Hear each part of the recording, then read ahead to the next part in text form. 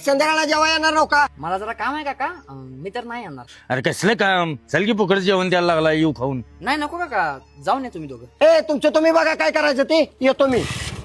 अहो कुठे यांच्या संग जेवाय जाता? जेवाय घालणार ते घालणार आणि 4 चौकात बोलून दाखवणार. अहो यांचं जेवण खाण्यापेक्षा घरात चटणी भाकर खाल्लेलं परवडते. काय आपल्या घरात जेवण नाही वे? अरे तू एकदम कसं तोडून बोलायला लागलास, काय केलंय त्यानं?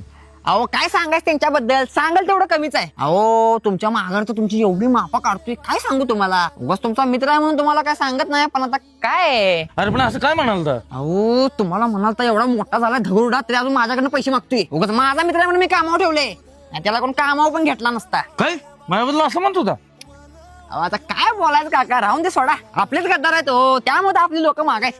बरं जाऊन दे, येतो काका मी. हा काय रे, काय म्हणत होता बुकुड?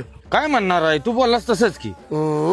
लिटल बॉय, मी आधीच तुला सांगितलं होतं की ह्यो कार्यकर्ता हरामखोर आहे. कारण जो कार्यकर्ता तुझ्या माघारी तुझी माप काढू शकतोय, तो कार्यकर्ता माझ्या माघारी माझी पण माप काढू शकतोय. अरे अरविंद, पण अशा लोकांना असं करून मिळतंय काय?